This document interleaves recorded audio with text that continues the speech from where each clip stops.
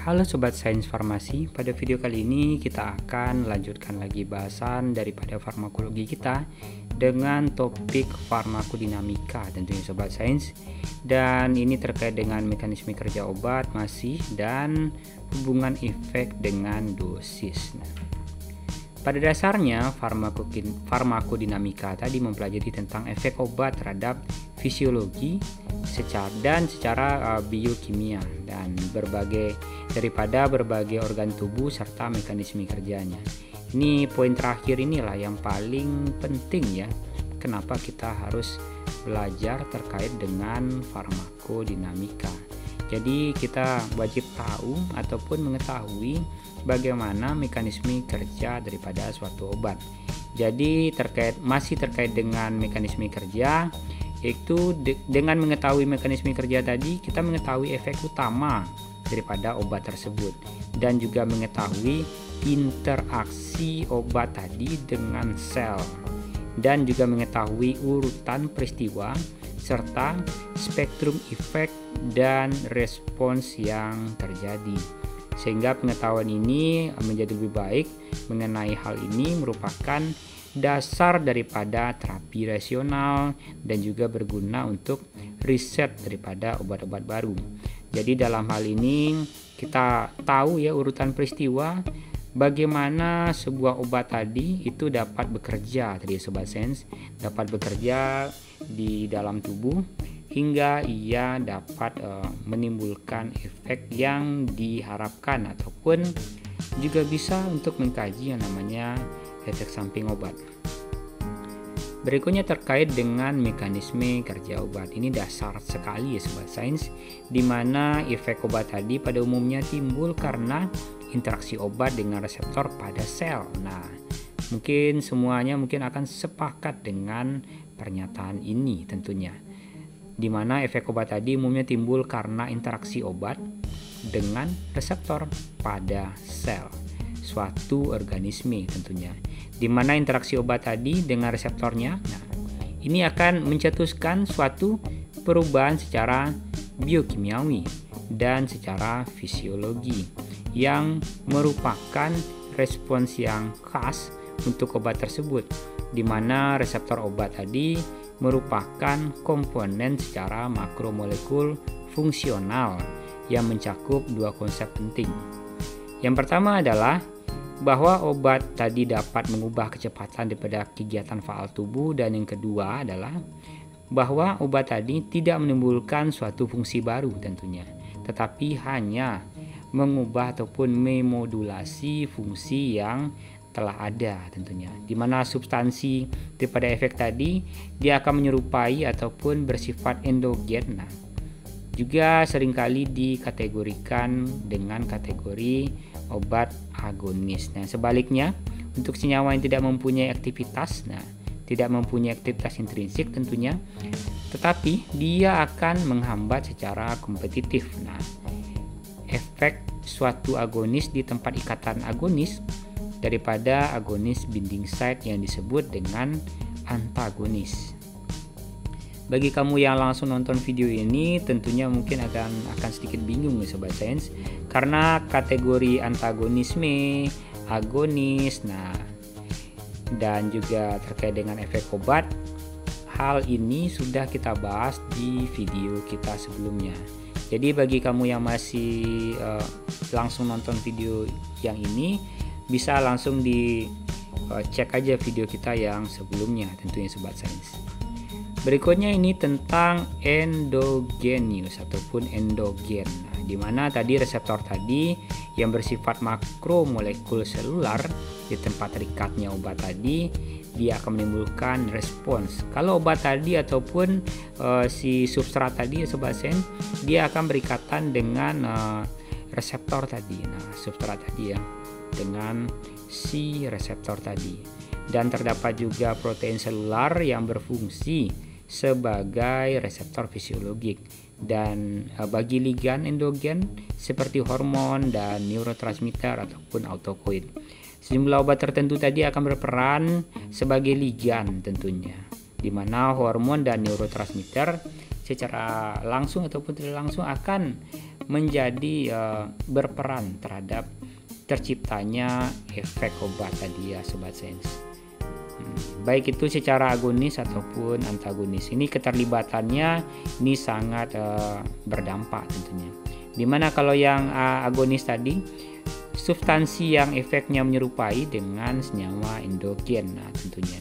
Kalau yang kategori antagonis, senyawa yang tidak mempunyai aktivitas intrinsik, dia tidak memiliki aktivitas intrinsik, tetapi dia akan menghambat secara kompetitif. Nah, daripada efek suatu agonis di tempat ikatan agonis tersebut. Kalau ini adalah enzim tadi ya Sobat Sains, ini adalah substratnya tadi, dia akan berkompetisi. Nah, satu yang bersifat ini dia akan berkompetisi tadi, di mana si enzim tadi yang terikat dengan substrat, ini enzim, ini substrat, sementara kalau yang di bawah ini adalah enzim, ini adalah inhibitor, di mana ini tidak menimbulkan yang namanya reaksi. Nah, tidak menimbulkan reaksi. Sementara kalau yang enzim berkaitan dengan substrat, dia tentu saja akan menimbulkan reaksi karena ini ikatan enzim dengan substrat sudah berbentuk yang kompleks tentunya. Dan ini juga enzim dan inhibitor merupakan ikatan yang sudah cukup kompleks. Berikutnya nggak kalah penting daripada bagian video kita kali ini terkait dengan hubungan efek dan dosis. Nah, jadi siogianya semakin besar dosis tentunya, semakin besar dosis tentu efek juga akan semakin besar. Tetapi ini akan berbeda ya kejadiannya, urutan kejadiannya terhadap satu orang dengan orang lainnya.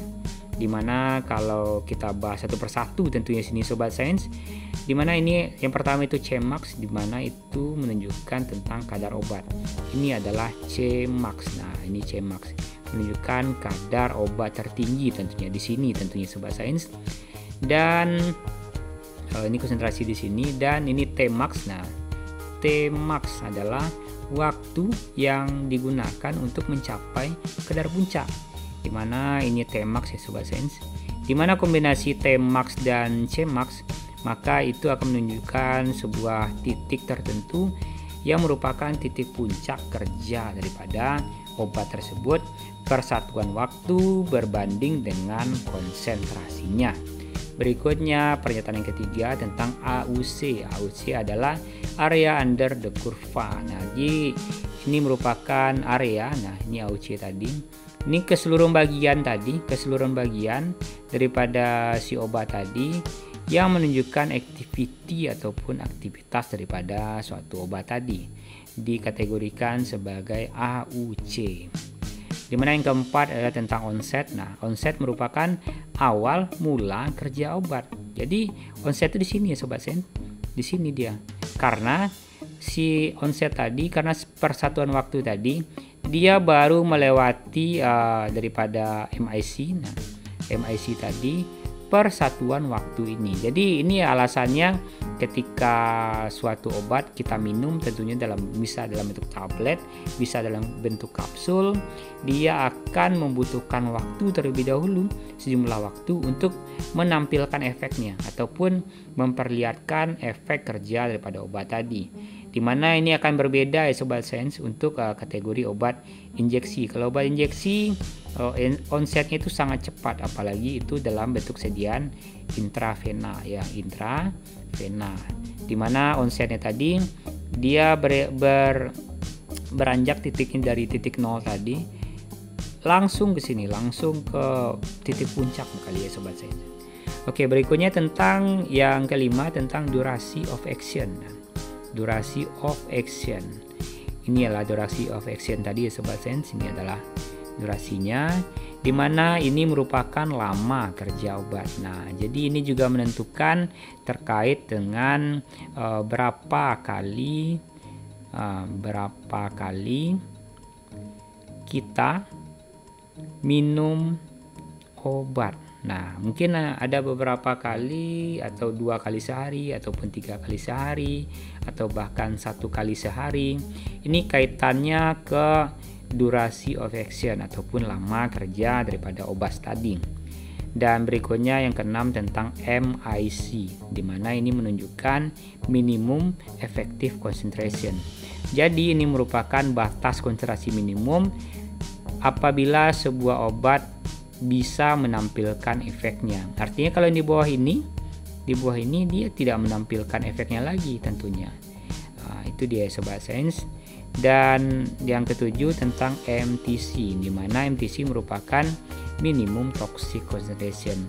Artinya dalam konsentrasi ini, kalau batas daripada ini lagi ya Sobat Sains, batas daripada titik-titik tadi, batas di sini, batas di sini, dan seterusnya kali ya Sobat Sains, dia akan menampilkan yang namanya tanda-tanda keracunan daripada obat itu sendiri tentunya. Berikutnya yang ke-8 adalah tentang onset dan durasi daripada plasma level dan MIC. Kalau yang ini bisa menampilkan MIC ya Sobat Sains, MIC dan plasma level. Nah, oke. Dan yang terakhir adalah tentang therapeutic range ataupun jarak keleluasaan ataupun kerentangan daripada keleluasaan kita dalam menentukan dosis tentunya. Nah, ini mungkin yang pernah kita bahas di video sebelumnya Sobat Sains. Kalau jarak therapeutic range ini pendek tentunya, itu kalau pendek ya. Kalau pendek itu disebut dengan indeks. Nah, indeks terapi sempit. Nah, karena kita tidak leluasa di situ untuk menentukan ataupun memvariasikan sebuah dosis tentunya. Nah, sebuah dosis. Jadi kalau tidak leluasa kita untuk menentukan sebuah dosis, tentunya hal ini akan mempengaruhi daripada kerja daripada obat tadi tentunya. Dan kalau terlebih daripada MTC, dia akan menunjukkan tanda-tanda keracunan. Dan apabila lebih rendah daripada MIC, dia tidak akan menampilkan efek tadi.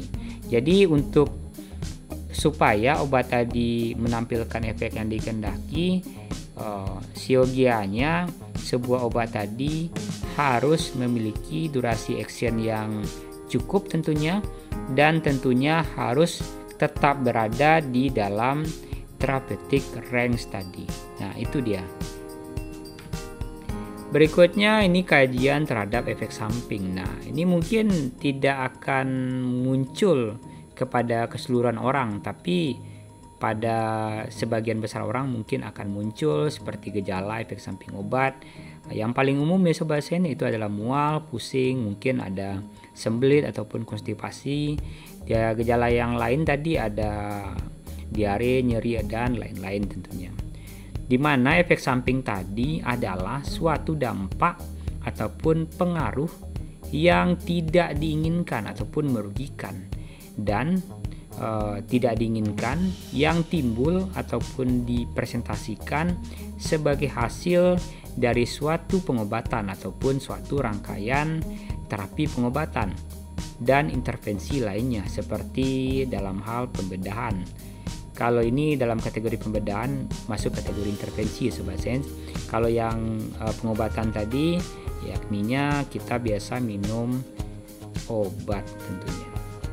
Berikutnya pernyataannya, efek samping adalah bagian ataupun pengaruh ataupun dampak negatif daripada efek samping ketika hal itu timbul sebagai efek sekunder daripada terapi utamanya. Misalnya kayak captopril gitu ya.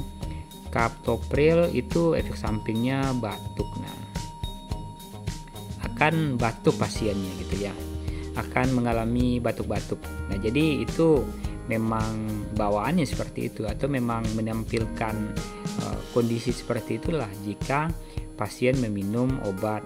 Contohnya captopril tadi ya Sobat Sains. Dan jika efek itu akan muncul sebagai hasil daripada dosis, artinya dalam kategori ini ditingkatkannya dosis tadi, maka dia akan menimbulkan efek samping tadi ataupun prosedur yang tidak tepat, maka hal tersebut tidak dikategorikan sebagai efek samping, namun dikategorikan sebagai kesalahan medis tentunya. Dalam hal ini mungkin bisa terjadi karena kesalahan daripada pemilihan dosis untuk terapi. Oke Sobat Sains, Sampai di situ aja video kita kali ini dengan bahasan farmakodinamika, mekanisme kerja obat dan hubungan efek dengan dosis. Semoga kamu dapat belajar pada video kita kali ini. Bagi kamu masih bingung, silahkan bertanya di kolom komentar ya Sobat Sains. Dan sampai jumpa di video selanjutnya.